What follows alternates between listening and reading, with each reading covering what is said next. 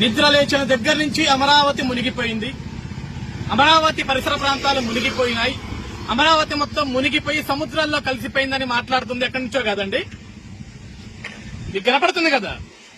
మాజీ ముఖ్యమంత్రి పులివెందుల శాసనసభ్యుడైన వైఎస్ జగన్మోహన్ రెడ్డి ఇంటి దగ్గర నుంచోని మాట్లాడుతున్నాను నేను.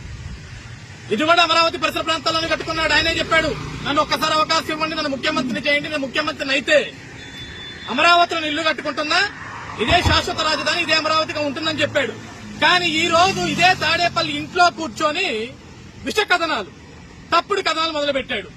చిన్నపాటి వర్షం పడినా సరే అమరావతి మునిగిపోయిందని మాట్లాడతాడు, అమరావతి కొట్టుకుపోయిందని మాట్లాడతాడు. అమరావతి పరిసర ప్రాంతాల్లో కూర్చున్న జగన్మోహన్ రెడ్డి ఇంటి ముందు నుంచి నేను మాట్లాడుతున్నా, ఇది మునిగిపోయిందా?